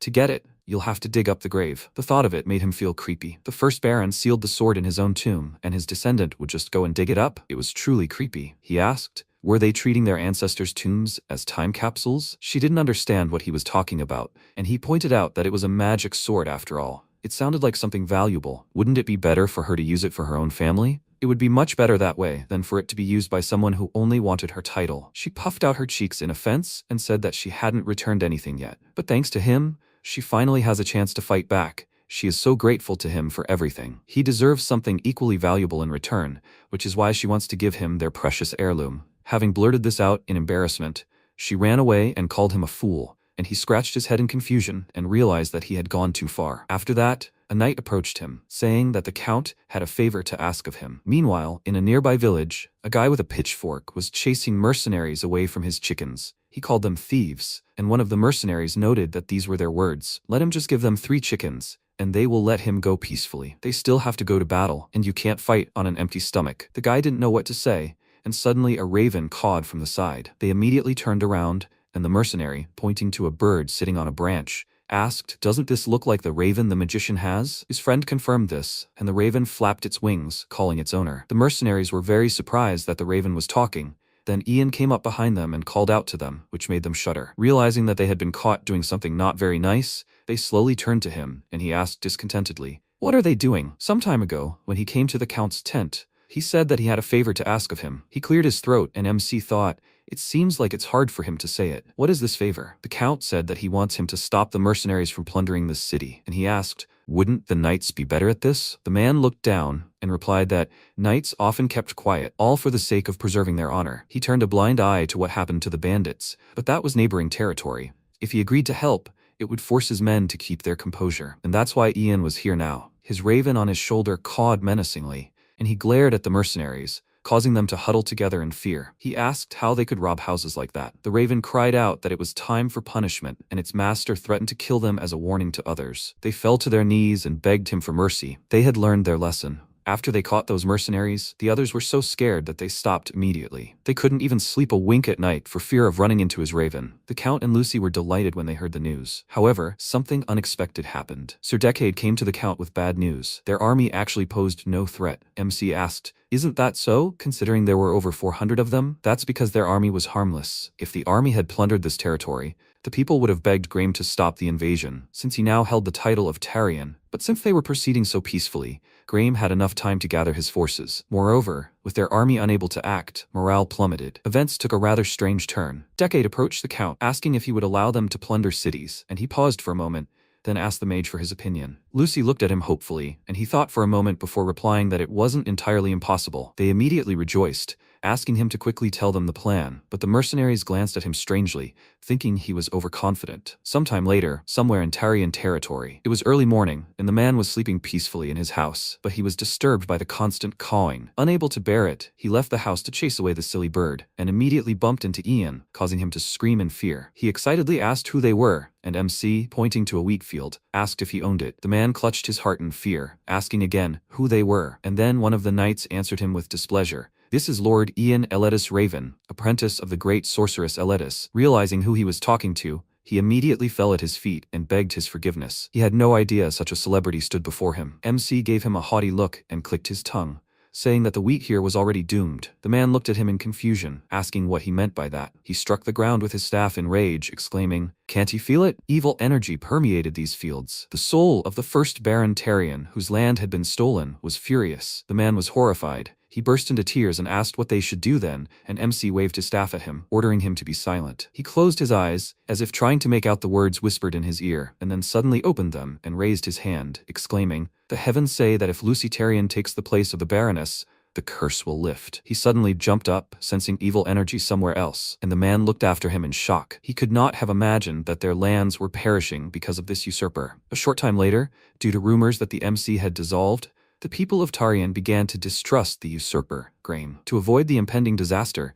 they demanded that Lucy take the throne. This boosted the Count's army's morale, and they marched toward the usurper's location. However, not everyone in their ranks was happy about this. One day, the disgruntled came to the Count and declared their refusal to participate in a dishonorable battle. Ian went around telling everyone that the city was cursed. This man was literally bringing a curse upon them. If they continued to associate with such a mage, their honor would be trampled into the dirt. Warily touching his head, MC explained to them that this curse was just a lie. How could they believe rumors he himself had spread? One of them said that the mage's words could not be trusted, and his comrade agreed with him. He was clearly trying to deceive them. Ian frowned and thought, so, since they couldn't tell whether he was deceiving them or not, they simply decided to declare everything he said a lie. He tiredly covered his face with his hand and sighed heavily. But still, the knights are the main force in this war. The Count himself knows it. It's written all over his face. Without his knights, he won't be able to fight, so in the end, he has no choice but to listen to them. If so, was there any point in him staying here? He told the Count not to bother himself like that, headed for the exit of the tent and continued. Since his presence was so unpleasant, he would gladly leave them. However, after that, they should not expect his help, no matter what happened. He left the tent. Lucy ran out after him and asked him to wait. She was so sorry.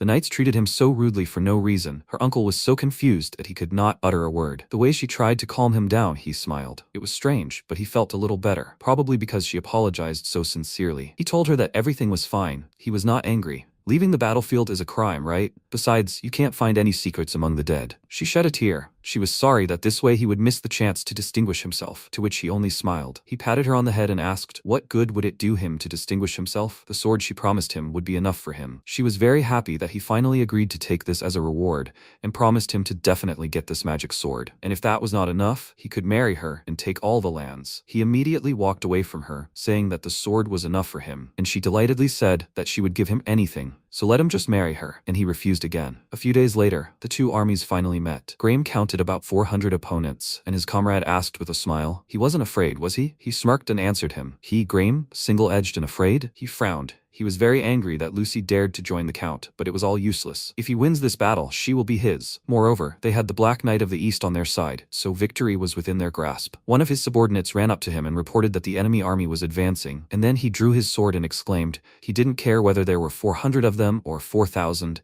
he would cut down anyone who dared raise a sword at him. He pointed at the enemy army and ordered them to attack. The huge cavalry moved forward, swords clashed. Meanwhile, the Count and his entourage waited nearby. The knight told Ian that they had the advantage, and he thought with a smile, the numerical superiority is enormous, so at this rate they will win. But then he noticed something strange. The knight in black armor easily dealt with their warriors. Understanding what he was thinking, the man told him that it was the Black Knight from the Eastern Empire. This place is famous for its long winters, and that black armor, there can be no mistake. MC frowned and wondered what he was doing here. Meanwhile, the Black Knight masterfully dealt with everyone in his path and broke through, which made Ian nervous. He is incredibly fast. He simply cuts them down, causing the army to retreat. If this continues, they will be in serious trouble. He turned to Decade and asked what would happen if their center was penetrated. He answered that in that case, they would be next. His words made everyone nervous, and he added, if the center retreated, he would not chase the fugitives but would go straight to the Count. Count Catanat immediately jumped up from his seat, calling them worthless fools, and ordered Sir Decade to go to the front lines and defeat this Black Knight. MC immediately became worried. Why him? He was the only one who treated him like a human being, such a noble knight. If he went out onto the battlefield now, he would never return. He asked the Count not to rush, there had to be another way. But the knight decided to follow orders. Ian was indignant and asked what he was going to do. He answered that he would carry out his lordship's order and stop the enemy. MC was amazed. How was he going to stop this Black Knight? Going there now was the same as going to certain death. It was better to take the Count and retreat. Decade stated that he had entered his lordship's service and must follow his knightly oath. And Ian thought, he already knows this, but for a modern man, this is just a meaningless death. He exclaimed that this is not defense, it is simply an exchange of one life for another. Let him just look at those dead soldiers. Seeing a smile on his face, he realized, he knows all this. He understands perfectly well what is happening, and he still goes there. Is it really true that in this world, people like him always have to be sacrificed? Sir Silg, the knight guarding the center, rode up to them, and MC grew nervous, realizing the situation was dire. The man informed them, to their shame, they are defeated. Every second counts, so he is retreating with his lordship. Ian was shocked by what he had just said. To their shame, they are defeated. How shameless he was. Decade turned to him and said that he should also accompany his lordship and Baroness Tarion, and he would stay here and buy them time. After that, he mounted his horse and rushed into battle with the others.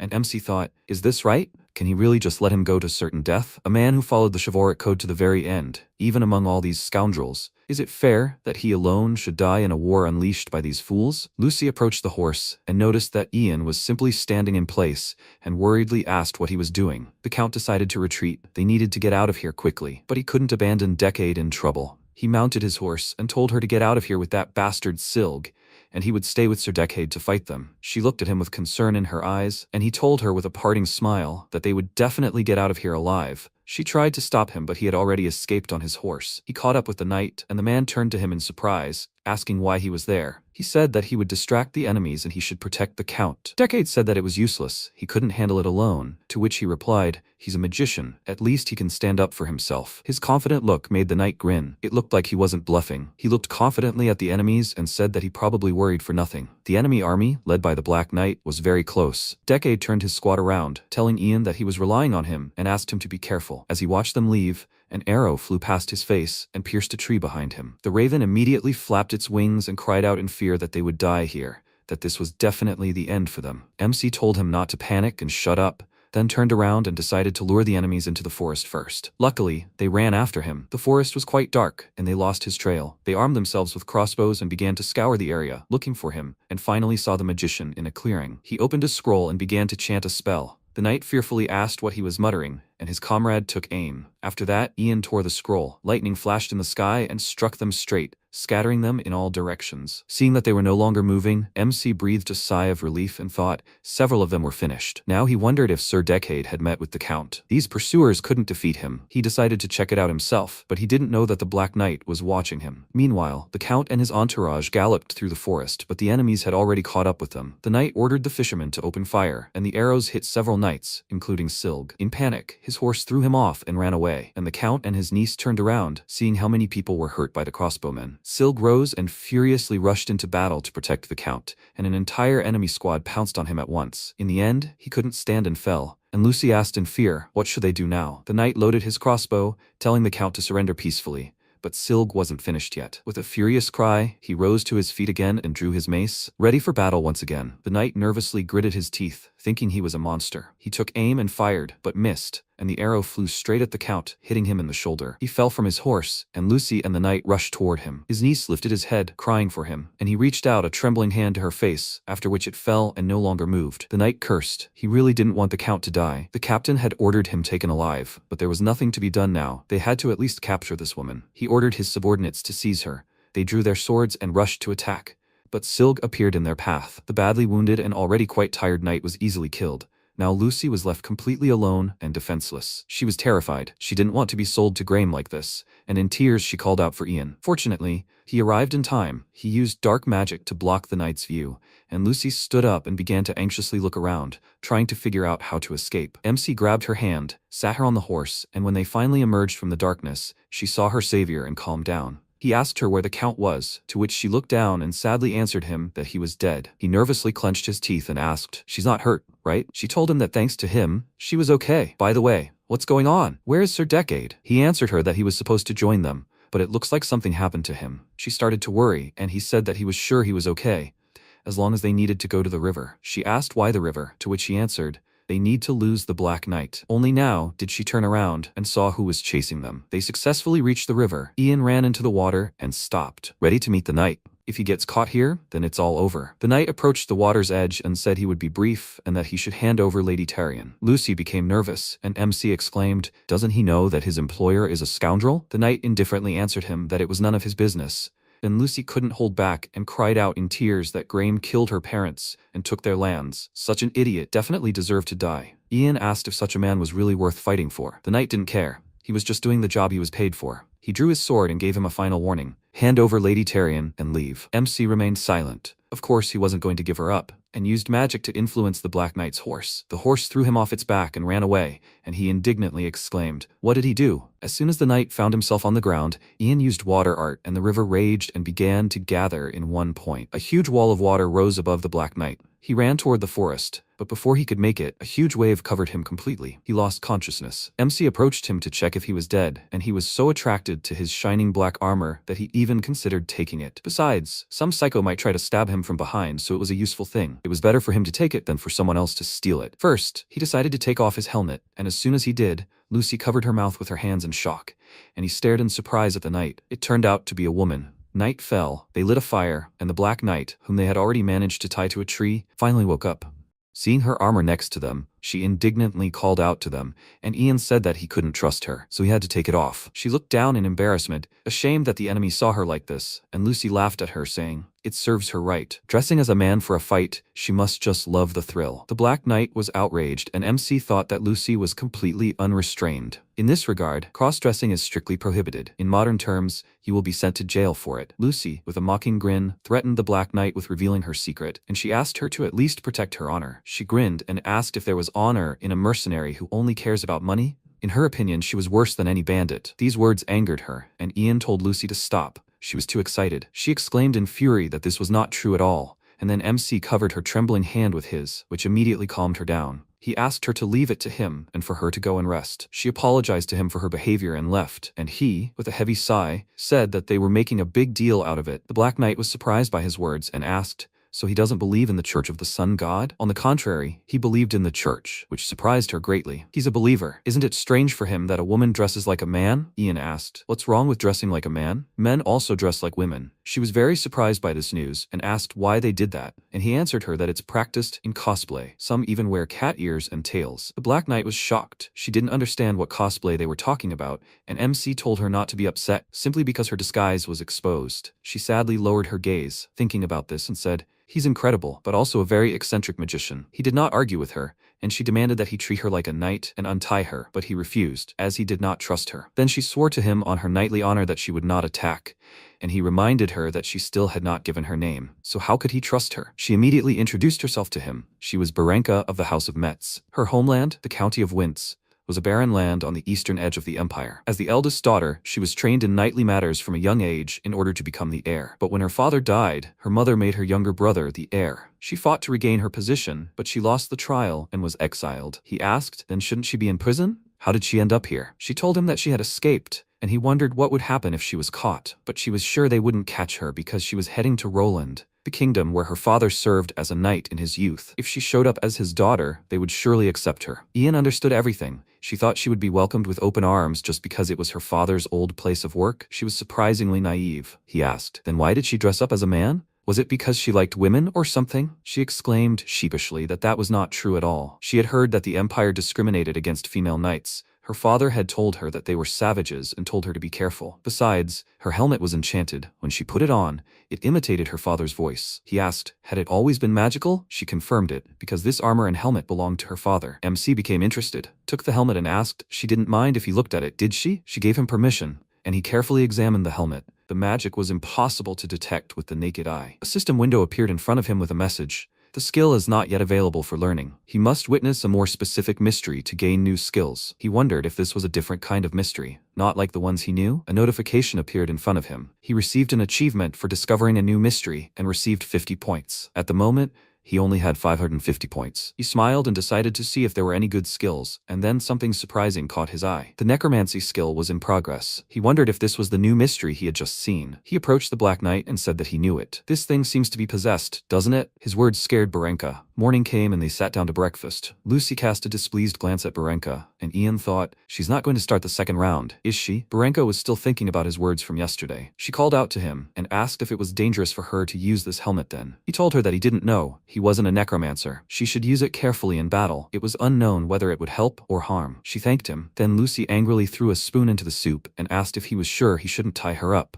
He told her that she swore she wouldn't kill them, and she said, could she even just say that? He scratched his head in confusion, admitting that he also had doubts, but Berenka called out to the two of them and said, even if it was just for work, they crossed blades, and yet the mage spared her life. She understands that it is selfish of her to say this now, but can they just forget everything that happened so far? MC thought, if she wants to make peace, then she should just say it. He replied that he had no objections and turned his gaze to Lucy. Berenka said she didn't care what Lady Tarian thought of her. She would simply fight like a knight. Lucy frowned. She understood that this woman was interested in Ian, but if he accepted her, she would become a valuable ally. She haughtily said that she had been rude yesterday and wanted to apologize. Berenka also apologized, and MC looked at her in surprise, wondering what had gotten into her. This was so unlike her. Berenka said she appreciated the generosity they had both shown and turned to Ian, promising to repay him for saving her life. He asked how she would do it, to which she replied, she had no choice but to repay him with her body. He stared at her in bewilderment, and she knelt before him, which made him uneasy, and decisively declared, until her debt was fully repaid, her sword was his. He didn't even know how to react to this, and Lucy was doubtful. He was completely at a loss, and asked if she even knew who he was. She told him that he was a mage. Isn't that right? He asked then if she knew where he was going. She didn't care. She would be by his side until she repaid the debt. He looked at her, puzzled, and wondered what he should do. Mages are weak in close combat,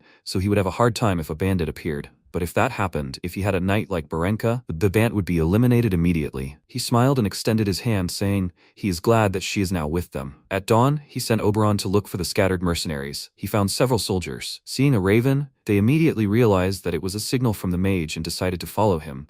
But some did not want to, and one of them asked, what if they did not go? His comrade ominously said that then he would put a curse on them. Everyone was afraid of the mage's oppression and went to the rally point. Contrary to Ian's fears, he managed to gather about 300 surviving soldiers. Seeing a woman in black armor, they immediately realized that she was a black knight and were shocked. Berenka pretended not to know anything and asked who this black knight was. She was Berenka from the county of Winz. They stared at her in confusion. It was clear she was lying, and one of them told her not to talk nonsense. She was definitely the Black Knight. She became indignant and drew her sword, exclaiming, "How dare he?" She considered this an insult to her honor. She challenged him to a duel, and he accepted with a smirk. But when he won, she had better admit that she was the Black Knight. But he was quickly defeated and was left completely exhausted. He was forced to admit that Barenka was not the Black Knight, but this spectacle only convinced everyone that she was the warrior. Now there was no doubt. Barenka helped the guy up, and MC thought that everything had been resolved more peacefully than he expected. Barenka is surprisingly shameless. He was distracted from his thoughts by the approaching decade. Upon seeing him, he was immediately glad and noted that he looked well. The knight smiled and said that he was so glad that they were safe, after which Lucy approached him. He was sincerely glad for her too, especially to see her unharmed. Ian, with a serious expression on his face, said that they had something to talk about. As soon as he started talking about the Count, Decade interrupted him and, with a sad expression, said that he already knew that. What do they all intend to do next? If possible, he wants to deal with Graham, but he glanced at the lady and MC understood what he meant. If they retreat now, they will only become losers. They will lose the chance for revenge, their business, everything. But the only one who can decide whether to launch a new attack is Lucy. Sir Decade knelt before her and bowed his head, saying, "They have enough soldiers, and their military force is still intact, and if she orders, they can still fight." She didn't know what to do and looked at Ian for an answer. And he said with a smile, "It's fine. Let her just do what she thinks is right. She hasn't forgotten what she really wants, has she?" She remembered her parents, her scoundrel fiancé, plucked up her courage and declared at the top of her voice that she wanted to drive out Graham and take back their lands. They both looked at her with smiles, after which Sir Decade punched the air and shouted that the Baroness had ordered them to fight, and the knights supported him, letting out a joyful cry. Before starting a new fight, everything needed to be discussed. Decade approached Ian and said, he would like to use his magical power in the upcoming battle. Is he ready to cooperate with them? He answered him that he was just thinking about it, and the knight was delighted. And also, he sincerely apologizes for the knights insulting him earlier. MC told him not to worry. It was in the past, and the man sighed with relief and thanked him. Those same knights indignantly called out to the commander and declared that they could handle it themselves.